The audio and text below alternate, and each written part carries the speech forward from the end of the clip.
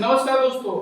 आइए आज हम देखेंगे साइक्लोट्रॉन के बारे में और साइक्लोट्रॉन कैसे काम करता है उसके बारे में हम यहाँ पे कुछ डिस्कस करने वाले हैं।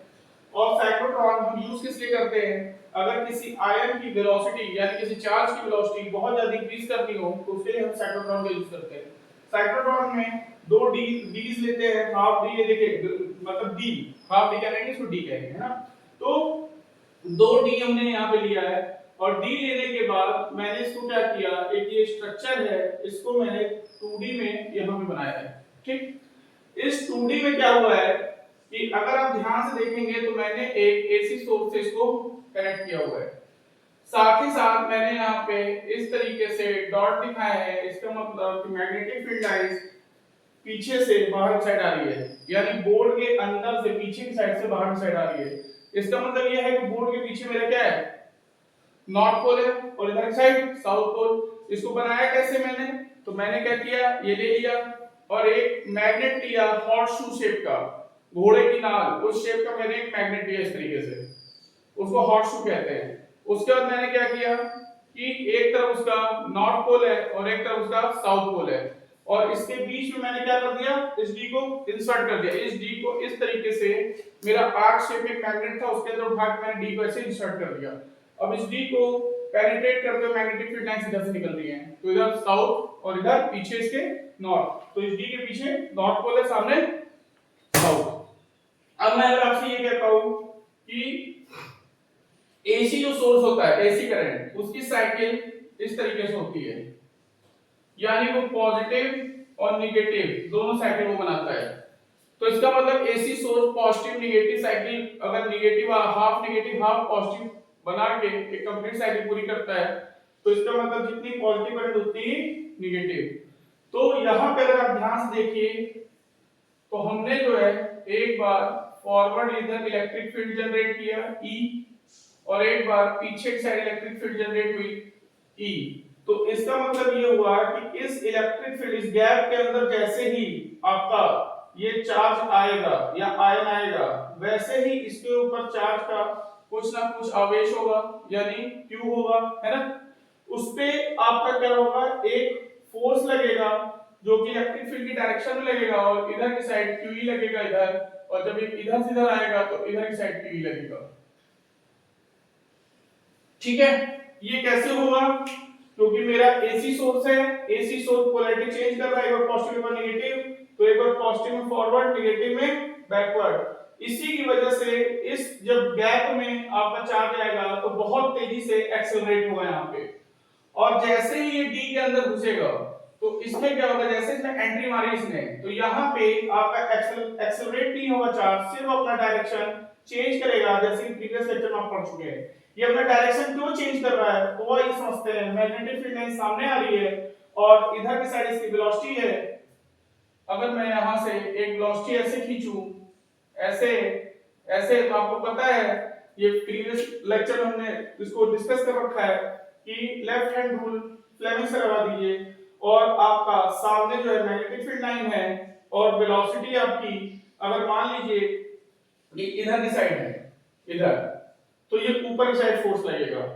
अगर आपका मैग्नेटिक फील्ड ऐसे है, मैग्नेटिक फील्ड लाइन बाहर आ रही है और ये वेलोसिटी ऐसे जा रही है, ये वेलोसिटी हो गया चार्ज का, तो फोर्स नीचे, तो यानी टुवर्ड द सेंटर एक फोर्स कॉन्टिन्यूअस इस पे काम करेगा, और यही फोर्स रिस्पांसिबल होगा किस चीज के लिए, ये फोर्स आपका रिस्पांसिबल होगा इसको सर्कुलर मोशन कराने के लिए। तो इसका मतलब ये हुआ कि D के अंदर सिर्फ डायरेक्शन चेंज हो रही है, इसके अंदर एक्सेलरेट नहीं हो रहा है चार्ज, लेकिन जैसे ही गैप में आ रहा है तो एक्सेलरेट हो रहा है, एक्सेलरेट हो रहा है तो इसकी वेलोसिटी बढ़ रही है, और अगर वेलोसिटी बढ़ रही है तो आपको पता है कि वेलोसिटी इक्वल टू होता है R इनटू ओमेगा। तो अगर आप यहां पे ध्यान से देखिए तो जैसे जैसे वेलोसिटी बढ़ती जाएगी वैसे वैसे आपका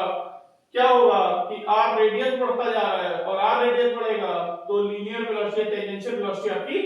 इंक्रीज करती जाएगी। और ये करते करते करते करते बहुत तेजी से, जब ये बहुत तेज हो जाएगा, बहुत हाई स्पीड पे हो जाएगा, तो यहां से निकलेगा और अपने ये टारगेट को हिट कर देगा। जो भी इसका टारगेट होगा उसको ये जाके हिट कर देगा। तो यही साइक्लोट्रॉन का काम है। अब इसमें अगर मैं आपसे बात करूं तो यहाँ पे ध्यान दीजिए F इक्वल टू QE लिखा है और QE जो है इस गैप के अंदर काम कर रहा है। ये जो आपका गैप दिख रहा है इसी के अंदर आपका QE काम कर रहा है और वो भी क्यों कर रहा है, क्योंकि यहाँ पे अल्टरनेटिंग सोर्स लगा हुआ है और अगर AC सोर्स है तो उसमें साइकिल ऐसे बनती है, तो एक बार पॉजिटिव डायरेक्शन में एक बार नेगेटिव, तो यानी एक सेकंड में हजारों साइकिल इस तरीके से या लाखों साइकिल AC बनाता है और इसी वजह से ये बहुत तेज जब रोटेट कर रहा है तो यहाँ पे जैसे ही जा रहा है तो यहाँ पे जाने के बाद बहुत तेज एक्सीलरेट हुआ, फिर यहाँ पे आने के बाद बहुत तेज एक्सीलरेट हुआ और अंदर जाके जैसे इसके अंदर एंटर मार रहा है तो आपको पहले ही बता दिया इसका डायरेक्शन चेंज कर रहा है। उसकी कैलकुलेशंस है, यहाँ पे कैलकुलेशंस हम देख लेते हैं। F इक्वल टू QE, ये गैप में लग रहा है, फिर एक्सेलेरेशन यहाँ से निकाला QE बाई m, m क्या है, मास ऑफ चार्ज है, q आपको पता है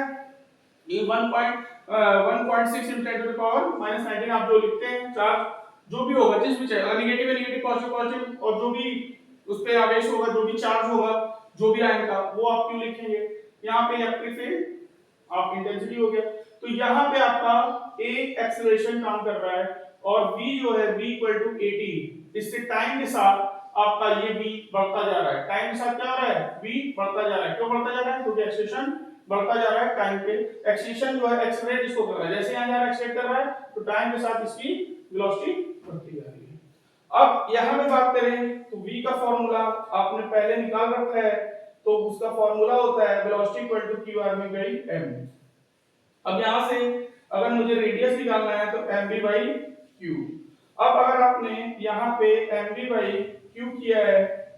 ठीक है, तो यहां पे अगर आप ध्यान से देखिए तो यहां पे q b होगा, ठीक है, r equal to mv by qb ये होगा। अगर मैं यहां पे ध्यान से देखूं तो यहां पे जैसे जैसे ये वेलोसिटी इंक्रीज करती जाएगी वैसे वैसे ये रेडियस भी इंक्रीज करता जाएगा और इसमें वेरिएबल क्या है सिर्फ वेलोसिटी है। तो देखिए जैसे जैसे ये वेलोसिटी इंक्रीज कर रही है, जैसे जैसे और वेलोसिटी इंक्रीज कहां कर रही है इसके अंदर आके, तो वेलोसिटी जैसे जैसे ये इंक्रीज करती जाएगी आप देखोगे कि इसका रेडियस जो इंक्रीज करता जाएगा। पहले रेडियस कितना था, इतना था, फिर रेडियस ये हुआ, फिर रेडियस ये हुआ और फिर लास्ट में जाके रेडियस ये हो गया। तो इसका मतलब कि आपकी वेलोसिटी इंक्रीज कर रही है तो